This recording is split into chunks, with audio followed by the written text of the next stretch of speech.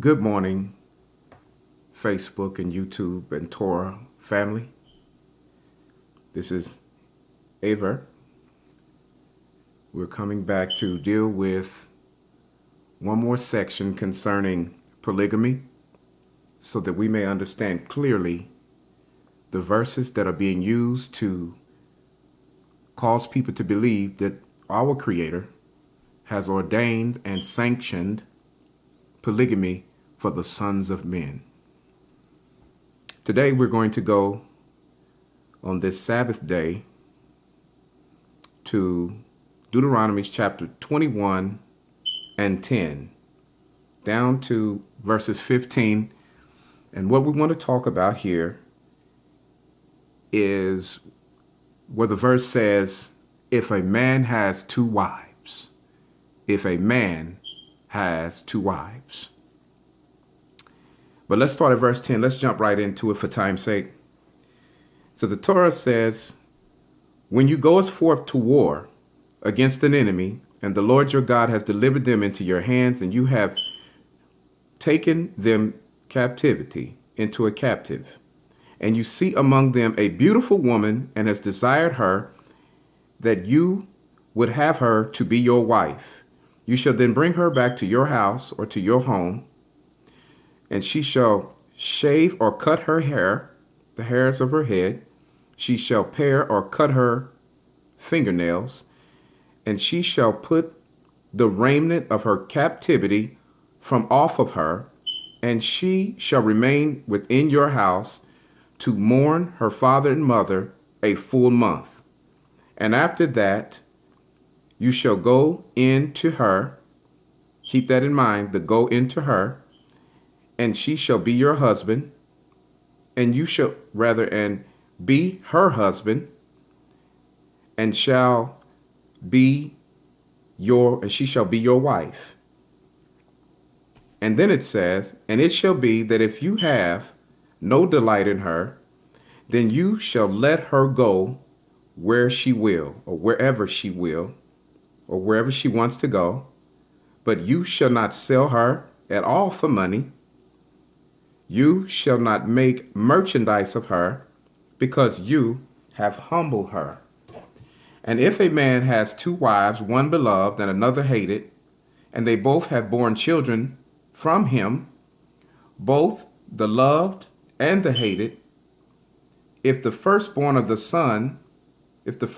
son of hers is her that is hated, then it shall be that when you give your inheritance to your sons, that he may not make the son of the beloved the firstborn. In other words, if you have two wives and the one wife that you have is hated and he happens to be the firstborn, then you can't deny him his heritage, because the one that from the hated woman is your firstborn. In other words, Israelites were they were getting into relationships, and if they had a child with one woman that they hated and one woman that they loved, they would neglect the firstborn because simply he hated or he had something against the mother. But let's just jump right into this thing for time's sake. Now, when you go forth to war against your enemies, and you see amongst the captives a beautiful woman, and desire her, that you would have her to be your wife.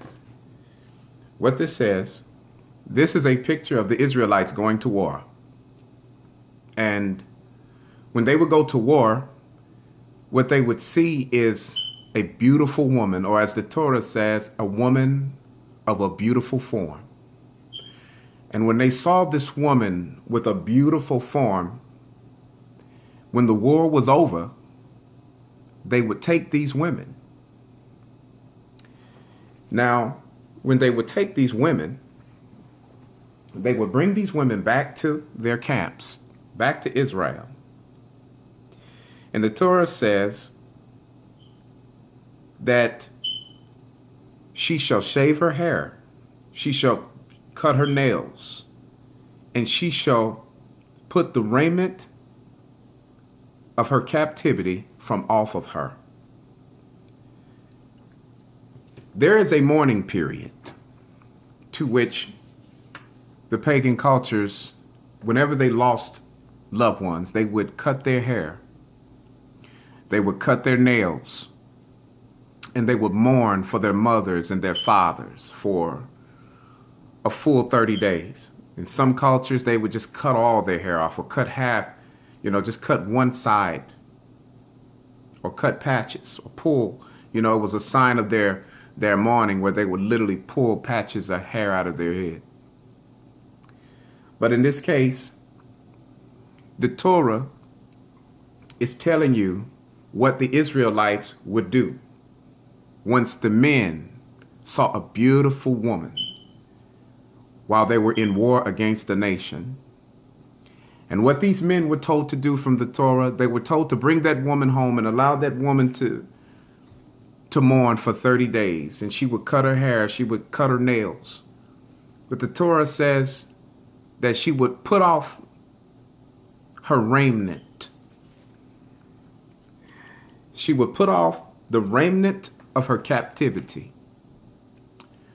What a lot of people don't know about the ancient wars in those cultures, that when they were being invaded or when they were in a war and they knew war was coming, in order to spare their lives, the women would dress up real beautiful. They would find the best that they could find, and they would make themselves look so beautiful, so that when the time came and they were overthrown, that the men would take those women back and they would become those women would become those men's wives.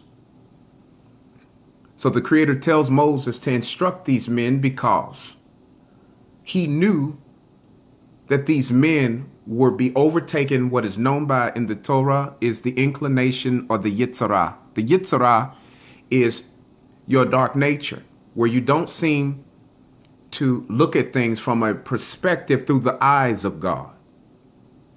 It's just like a man or just like a woman. When you see a person for the first time, you think to yourself, oh, that's my type of man. That's my type of woman. You don't know the person, but that person seems to your eye. To your eye, it looks like, to your eyes, it looks like this person is everything that you are looking for in a man or in a woman. But the Torah comes with instructions even when you're not thinking straight. And so to make these men's eyes and make the eyes of the Israelite warriors to open their eyes, listen to what the Torah instructed Moses to do, to pull the men out of the darkness of their own flesh. He said, when you take a woman home, because the Torah knew that they weren't going to listen. So when they brought the women home, the women shaved their heads and cut their nails off, knowing that once they did this, these women, they didn't look beautiful no more. Within that whole 30 days, they were able to come in and view this woman in this state, not the state that you view something after the lust of your flesh, right? And so within that 30 days, all the red flags would be right there so that you would see. You would not see with the eyes of your flesh. You would see with the eyes of the Spirit. The Torah was instructing them to come in after the 30 days and to be in the midst of these women that they had taken in captivity, in hopes that their eyes would come open to what they were really getting. This is one of the problems. See, people think that the Torah, this is very interesting, because people think that the Torah is not instructing in all of these manners, in all of these situations, but it is. See, the thing about the Torah and the Creator always, keep one thing in mind, the Creator always declares the end at the beginning. The Creator, knowing that the men would get in the flesh and see these women and would want these women to take them home, to have sex with them, to make them their wives. Pagan women who had no knowledge of the God that they served. But these men weren't thinking about God. So they brought these women home and they allowed these women to mourn for a full 30 days, and then they were able to see the woman for what the woman really was. See, a lot of times we make choices before we even know exactly what we're getting into because it looks right. It seems right. But after the 30 days, if you would just wait in any situation, the Creator will show you all the red flags, because if you don't listen, I'm going to show you. You're going to see through this text the reason why there were two wives, one hated and one loved. So at the end of the 30 days, they were able to go in and to live amongst these women and see the condition of how this woman really is. She just lost her parents. She's just lost her people, you see. So it's a position to open their eyes so they can really see the person, not the outer appearance. So after the 30 days, what happens? The men are able to come into the woman. It doesn't mean that the men are able to come in and have sex with the woman, but now there's an opportunity for them to come around the woman and to see the woman in this condition. Because the Torah is instructing these particular men who walked in that dark nature called the Yitzhara. The Yitzhara means it's the nature that's apart from God. You have a good inclination and you have an evil inclination. The evil inclination does everything after the flesh. It doesn't see God. It sees flesh. It sees the lust of the flesh. And so after those 30 days, you will know what to do exactly. You would know if this person's heart is for the Creator. You would know if this person is to be your wife. Many times people enter into marriages because it's what you like in the flesh. But if you were to listen to those red flags, if you would watch for these things, give it time, the Creator will always show you what's there. It's very important for us to pay attention. You have to understand the Creator always declares the end of something in the beginning. If you ignore red flags, if you ignore the things that is put before you, you will wind up falling into a deception. Let me show you that just for a second, for time's sake. Let me show you something in the book of Genesis to show you that the Creator will always declare to you or show you the end in the beginning. In the Torah, it says that you shall not eat of the tree of the knowledge of good and evil, for in the day that you shall eat thereof, you shall surely die. Now, this is what it says in the English, but in the Hebrew, it doesn't say that. In the Hebrew, it literally says that in the day you will eat. So what I'm trying to tell you is that the Creator comes to the man, Adam, and he tells him, you shall freely eat of every tree in the garden, but it is the tree that is in the midst of the garden you shall not eat. For in the day that you will eat, the Torah says you will eat. He's telling you that you're going to eat. This is why we make mistakes. You don't mean to do certain things. But the Torah is emphatically told this man not to eat. But then he tells him, you will eat. You will eat. And in the day that you will eat, you will surely die. This is what people are not paying attention to. Because you will be put in a position and you will be put in a situation where the Creator will tell you what to do. And if you don't listen, you will eat. And so when you read Deuteronomy, the whole point and purpose for the woman dwelling and being seen and being viewed through the eyes of this man in this condition, where she has cut her nails and cut her hair, is so that you can see her through the eyes of God. But if you don't listen, the Torah says, if you don't listen, you will eat. And what's so interesting about the Torah, when it says in the day that you shall eat and you will eat, you will surely die. Well, the word death is mot in Hebrew. In Hebrew, it doesn't just mean that you're just going to pass away. It means that you will cause death when you eat. Oh, please do not let that go over your head. In the day that you eat of something, the Creator tells you not to eat of, you will eat. And after you eat, you will take what you eat and you will cause death with it. This is why Paul said, by one man's sin, death passed upon all mankind. What is he talking about?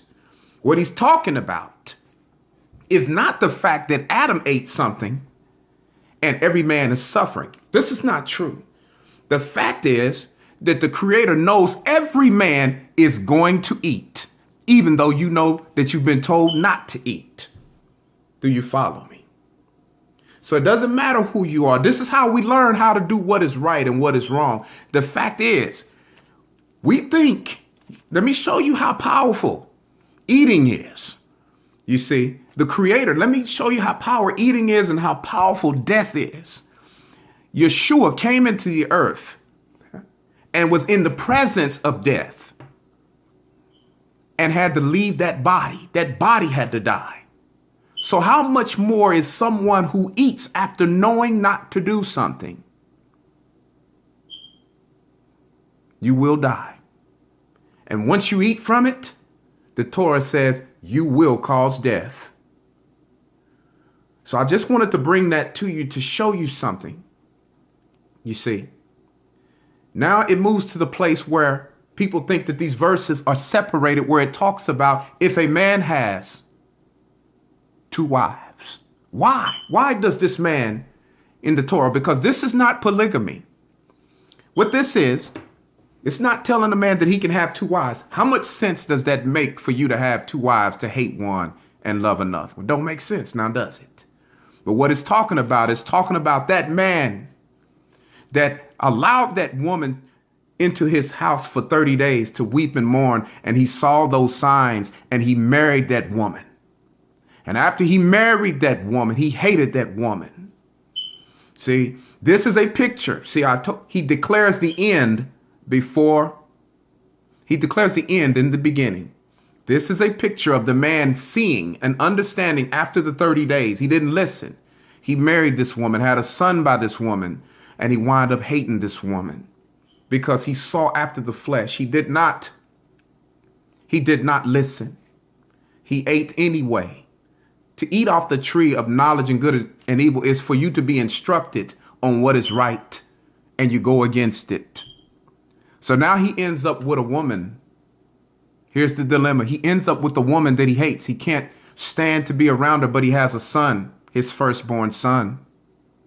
So what does he do? The Torah instructs. You can't make merchandise of her. You can't sell her. Why? Why come you can't sell her? You got to let her be free. The Torah is even protecting a pagan woman. This is not polygamy. So what happens? He marries another woman after he gets rid of this woman. And he has a son by the woman that he loves, a woman that he gets along with. But now he doesn't want to give the inheritance rights to the firstborn because he did not listen. This Torah in Devarim is not saying that a man can have two wives.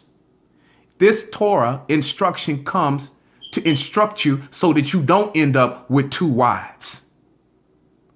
Nothing good can come from you adding to the Torah.